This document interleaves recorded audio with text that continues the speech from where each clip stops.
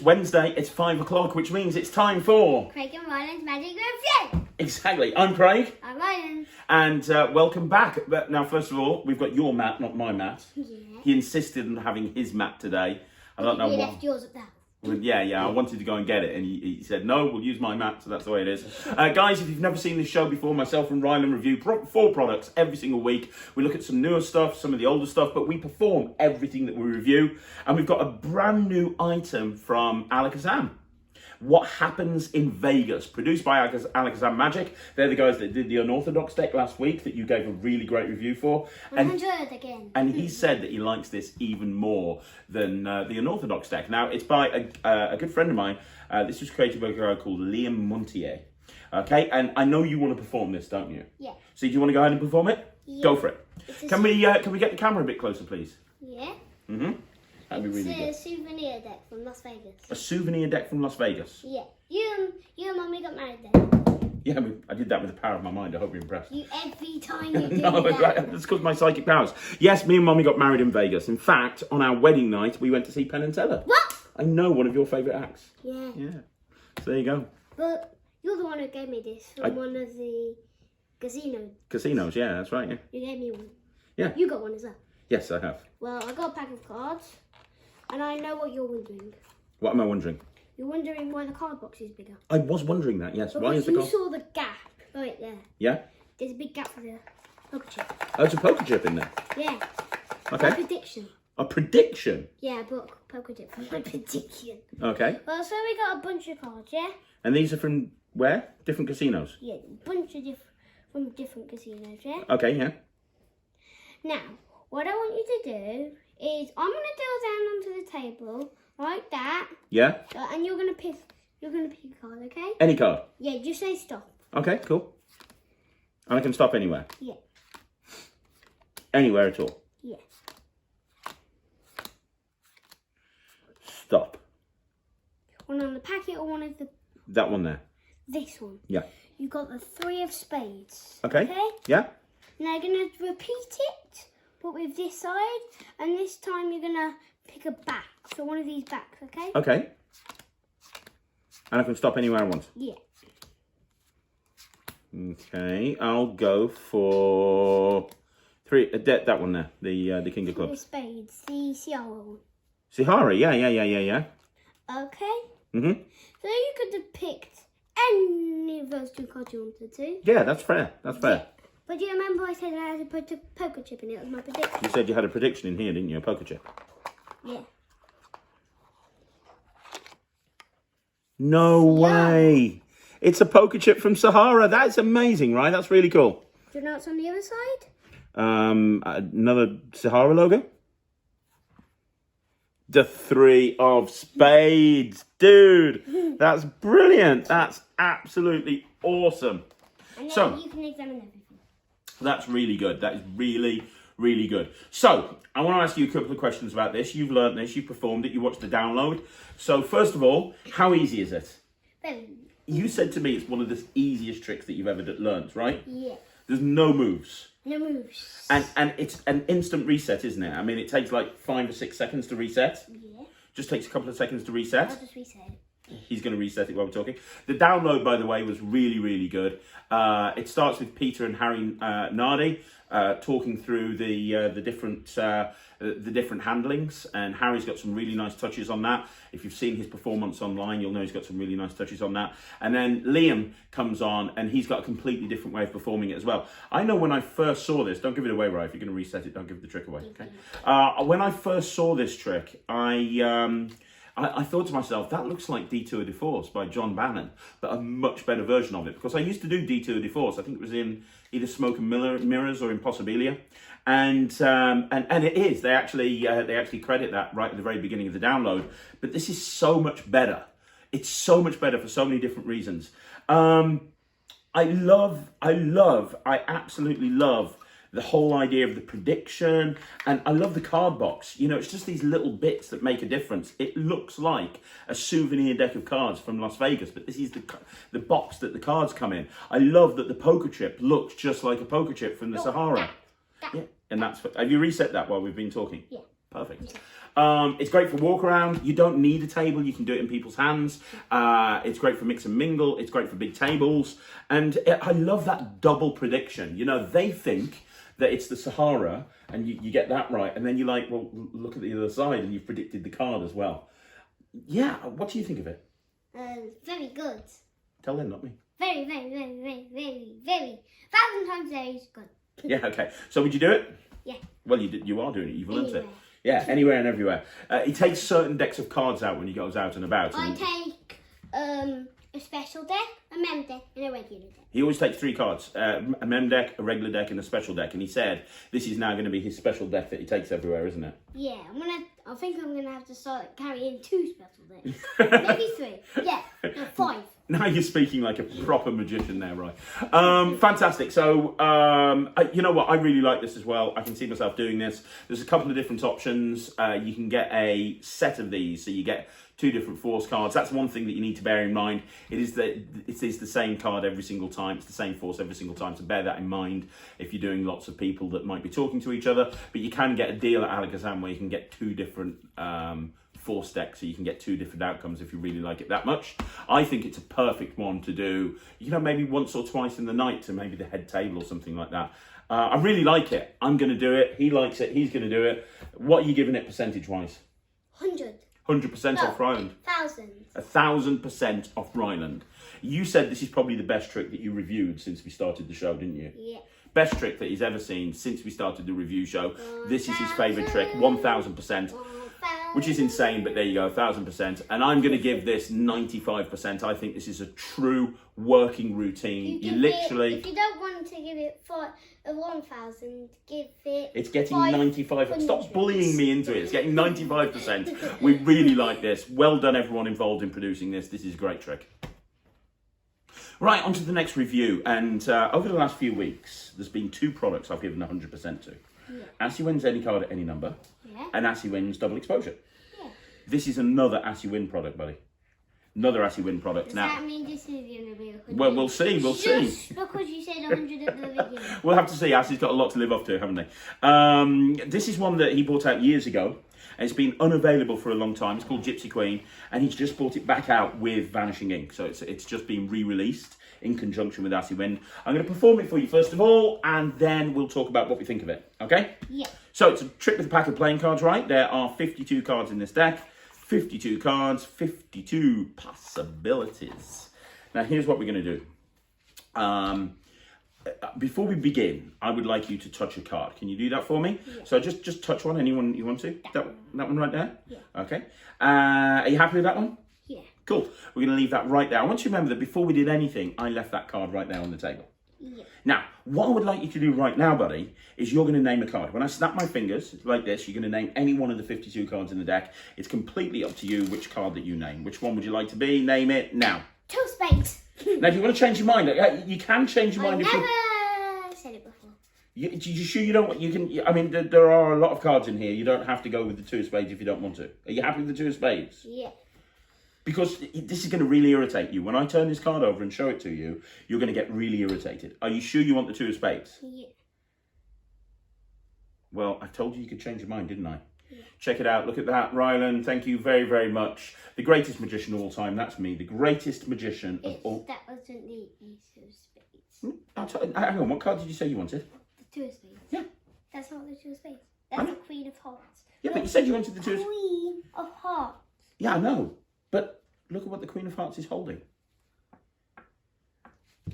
The Queen of Hearts is actually holding a 2 of Spades. Boom! There you go.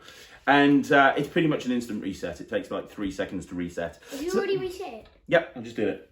What? As you gave it me back, I just reset it. We're now ready to go again. So, what do you think of that? Really, a foul. I don't want percentage just now. I want to know what you think of it. I'm not giving it percentage. It's 2,000 berries and awesome. I really like this. I'll tell you right now, the limitations in my opinion, and this is just my opinion, the limitations is I don't think this would be any good for big tables. I don't think this would be any good for like a stage piece, because in order to understand what's so good about this, when you look at the card and you realize that it's holding the card that they named, if you're on a big table, they're not going to be able to see that, and you're going to have to pass it around to everybody in order for them to see it. And at that point, I think that the moment is killed. I think where this works best is when you're doing walk around to a group of maybe 2 or 3 people, and they're right there with you, and then they look at the card and they look at it and they realize that it's holding the card that they named. I think this is a pure close-up trick. I don't think you can do this on stage. And there's no problem with that. There's certain routines that, in my opinion, work best in that environment. One that springs instantly to mind is Lolly Hero by Steve Rowe. Lolly Hero is a great trick, but for a big table or a stage, you can't really see what's going on. For close-up conditions, it's absolutely perfect. And I think it's the same with this. I think that as a card trick, you have to be close to it. If you have to start giving it out and letting people pass it around, I think it loses that moment right there. So you have to be really close to it. So for walk around, if you do walk around an awful lot, this is a great routine to go for. It's not that difficult. It is a gimmick deck. The deck can't be examined. However, the card that they're given at the beginning can be examined. You don't need a table. You can put the card into their hand. In fact, actually the best way to do it is to not have a table. Asi on the download has various different handlings of this. He's got an idea with rough and smooth, which makes it very, very easy. The classic routine, which is the version that I just did, you do have to be able to do a top change. The deck does come in mnemonica order, and it does require you to know mnemonica. However, Ashley does talk about how you can set this up in a different way so that you don't need to know mnemonica, because the cards are very cleverly marked on the back to help you with that. So you don't need to know mnemonica, but the deck does come set up in mnemonica. Of course, that's how Ashley does it, and that's how I would do it, obviously. But yeah, I mean, the downside is, like I say, it is a very gimmick deck. You can't hand the deck out for examination. But I don't think they need to be perfectly honest. I mean, I don't know. The trouble is, being in lockdown, I haven't actually had an opportunity to perform it to real people. But I think the fact that you put a card in their hand, you then have them name a card, and from their point of view, you show them the card and you give it back to them. They feel like that card has been in their hand the whole time. And it's a very, very, very strong moment to see that card printed. And as I say, it is an instant reset. I love it. I think I'm going to do it. Yeah, I like it. I don't think it's as good as the other two Wing products I've reviewed, because both of those were with the regular deck. So I'm going to give this one, I'm going to give it 90%. I'm going to do it. Why did you give the first one more than 90%? Because I like it a little bit better. I love this. I mean, from my point of view, if it gets over 80%, it's something I'm going to do. So 90% is an excellent mark. I'm going to do this. I really, really like it. I just slightly prefer the Alakazam trick over this one. But I like them both. Which one's the Alakazam? Is that the one you just did, the What Happens in Vegas. I like that a little bit more. And the other two routines that I reviewed of Asi, the any card at any number and the double exposure, I like that even more than this one. But that's not to say I don't love this. I do. I think it's very, very clever. I think that the structure and the presentation for it and everything about it. The percentage that I'm going to give it. What are you going to give it? 2 billion. No, 20 billion. Oh my gosh, right. I'm not going to let you do 2 billion. Come on, out of 100, what are you going to give it? 100. He's going to give it 100. You do really like this. He did say he wanted to learn this. Billion. Although at the moment you're having to learn a top change because he doesn't know how to do a top change. So he's learning a top change just to do this routine. So yeah, I really like it. I'm giving it 90%. He's giving it 100%. 1,000. I love that moment where you just look at the card and it's printed on there. Another great routine by S.E. Wend and Vanishing Ink. Well done, guys. Let's get on with the next performance. Right, so here we are with review number 3. Now, this is one that's kind of flown under the radar a bit, hasn't it? This was released, what, about 2 months ago? Yeah. About 2 months ago, and no one's talking about it. But these are an item by Alan Wong. They're double-sided envelopes made out of Tyvek. Now, those of you that don't know, Tyvek is like unbreakable material. Tyvek envelopes. Double-sided envelopes are really useful. They have so many different uses. Very difficult to make and look good. Alan has made these double-sided envelopes. They look amazing. They're made out of Tyvek. They'll last a long time.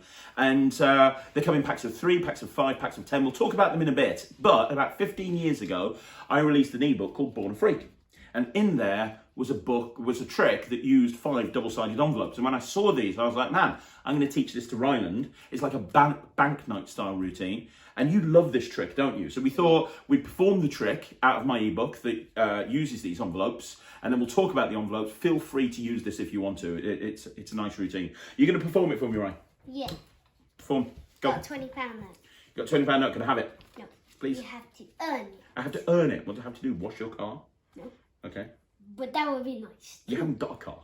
My mum has a car and you can wash it. I'm not washing Mum's car. And you can have all my money. Get on with it. What have I got to do to get your £20 note? Well, I was going to spend this for Lego Zelda. He was going to spend this on Lego Zelda, yeah. Tell them, not me.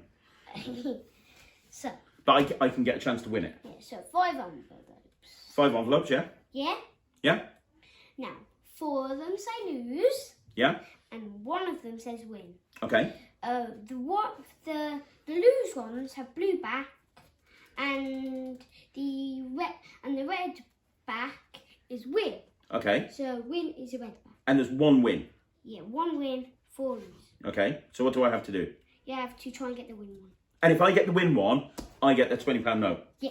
Simple, simple, simple. Okay, I can do this. Which one? That one. That's the winner. I'm good at this. I'm good at games. That's the winner. Okay, don't worry. Don't worry, it's fine. I've still got more chances, haven't I? Yeah. This is going to be Okay. Which one? Any one? Yeah. That one. That one there. I feel lucky about that one. No! That £20 will be mine, Ryland. Yeah, it won't. Yes, it will. I can make you do whatever I want because I'm a detail. You can make me do whatever you want. Okay. So I can make you pick. I know which one's the win one. You know which one's the win one? I'm forcing you to pick the lose ones. Well, I feel like I'm having a free choice here, buddy. Well, you're not. I'm forcing you. Okay, well, I'm going to go for the top one. I forced you that. No, you didn't. Yeah, I did. Oh, good grief. One of them. Okay, 50-50. 50-50. Yeah, one of them says win. Which Okay. one do you want?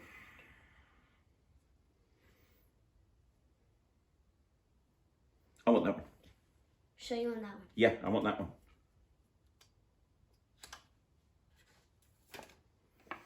No. And I win. Well, that could say losing it as well, for all I know. I don't trust you. Whatever.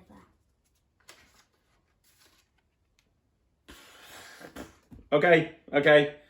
So you get to keep the £20 note. That's the routine. It's a really simple back night, but it's a very practical routine to do because it resets itself as you're doing it. All you Should have I fold them? Yeah, I mean, all you have to do to reset it is how Ryland keeps these is he just keeps a couple of elastic bands around them and he puts them in his pocket. Because they're made out of Tyvek, they'll last a long, long time. Double-sided envelopes are very, very useful. There's so many different things that you can do with double-sided envelopes. That's one application. Feel free to use that routine. As bank nights go, it's very clean because at any point people can choose and they can change their mind and they can go for another one. When you're down to the very end, you can use that Richard Osterland thing, which is, hey, 50-50 chance, but so have I. Would you like to change your mind? You can even make them change their mind and you're always going to get it right. And it resets. If you're a worker, you don't need a table. You can just hold them in your hands. It's instantly reset. It's a great trick. So feel free to use it, but we're not reviewing my very, very old ebook here. We're reviewing the actual Tyvek envelopes, which are made brilliantly. If you have a use for Tyvek envelope, if you have a use for a double envelope like that, there's so many different reasons that you might have one. Reset, done. Use them instead of a Himber wallet, for example. There's so many different ways. Then this is... Focus over there. Then this is... these are so well made, aren't they? Yeah. He's performed this routine now probably about 10 or 15 times, maybe 20 times. And the envelope... 500. No, you haven't. They look just as good as they always have. They'll last a long time because they're made out of Tyvek. And the price is very, very inexpensive as well. I would highly recommend these if you have a routine in mind for them. If you've got something you can use them for, I'd recommend these. These are the sort of things that you can just have lying around the house. And when you see a routine in a book or a DVD that goes, oh, you need a double-sided envelope, or you substitute a Himber wallet. If you've got a Himber wallet thing, substitute it for a double envelope. It's great. What would you give it? 100. Now, I'm not asking you to review the routine because I know you love the routine. I'm asking you to review the envelopes, the quality of the envelopes. 100. Yeah, they are good quality, aren't they? Yeah. He'd never seen a double envelope before. I've already seen double wallet. Yeah, but not a double envelope. So, yeah, feel free to use the routine. I'm giving these like 100% as well. I use double envelopes for a lot of stuff, and I've made my own in the past. I'm going to be using these from now on. I've got like 20 of them for different things that I'm using them for. They're 100%. It's not a trick. You're not going to get a routine out of it unless you want to use my routine. It's a product that you can use and apply to your own routines, but they're very well made, 100%. Another good one by Wong. Right, so one final review today, and we are going to look at Dr. Michael Rubinstein's new book on coin magic. Now, I have been a massive fan of Michael Rubinstein for many, many, many, many, many years. I think he's a living legend when it comes to coin magic. You know, I think that the New York Symposium DVDs are the best DVDs ever produced on coin magic. I'm a massive fan, and we've had lots of people in the comments of the YouTube videos we've been putting out saying, when are you going to look at Michael's book? When are you going to look at Michael's book? And I've been holding off because it's such a bloody big book. It's massive. And I've been reading it now for probably 2 months, and I haven't even scratched the surface. And so I've picked a routine out. I'm going to perform a routine out the book. I already do quite a few Michael Rubinstein routines, but I wanted to pick one out that I didn't know, that I'd never seen before, that I learned from the book. You know, just so I can show you something that I've never seen before, and then we'll talk about the book. So I'm going to perform this for you. You're going to be my glamorous assistant. Is that all right, right? Yeah. I've got a purse here. Now, inside the purse, there's 3 coins. There's a copper coin, there's a Chinese coin, and there is a silver coin. Do you want to examine those coins very quickly, right? Just to make sure they're okay. Make sure there's no wires, no trapdoors, no secret compartments. Are they good? Copper, silver, and brass. Now, this is what we're going to do, and I want you guys to watch very, very carefully. We're going to put the 2 coins, the copper and the brass go here in this hand. The silver goes here in this hand. Now, watch. All I have to do is touch my thumbs together. And when I do, that's the signal for the magic to happen. You see, when I touch my thumbs together, now we have the 2 foreign coins. You have the copper and the brass coin over here, and over here you have the silver coin. The coins have actually changed places. Now, the problem is you didn't know what was going to happen, so I'll do it again. I'll keep the silver coin over there. These 2 coins I'll keep in this hand over here, and this time you know what's going to happen.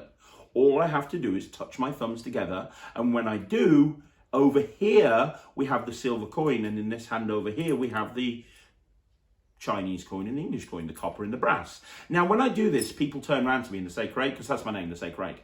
They say, Craig, I think I know what's going on here. When you touch your thumbs together, you throw them back and forth, and I don't do that. And to prove it to you, right, watch the silver coin like a hawk. Can you watch that for me? I'm going to hold the silver coin here. I'm not going to touch my thumbs together. I'm just going to go up and down, and when I do, the coins change places again. Isn't that weird? Yeah. Now, the problem with this trick is there's 3 coins. You only have 2 eyes. I have 3 coins. So I'm going to take the Chinese coin, and I'm going to put it away inside the purse. Is that fair? Yeah. That just leaves us with the copper and the silver coin. Now, Ryland, it's going to be easier to follow, isn't it? Because we've only got 2 coins. So let me take the silver coin out. Is that fair? Yeah. Now, what I want you to do, Ry, hold your hand out there for me.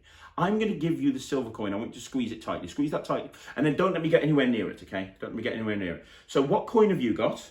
I have got the silver coin. Silver. And I've got the copper. If I just snap, watch. Now, has it worked? Yes, it has. Now I've got your silver coin. And if I've got your silver coin, you've got my copper coin. The coins have actually changed places. But every single trick needs a big finish. You've heard about that, right? Every trick needs a big finish. Watch. If I take those 2 coins and squeeze, when I do, they turn into the Chinese coin, which was in the purse. Which means if the Chinese coin was in the purse, it is now out. Inside the purse, we have the other 2 coins. And if you wanted to, you could examine everything. And that's one of the routines of the book. That is, for me, sums up Michael's approach to coin magic. I mean, this, for example, is a 5-phase routine.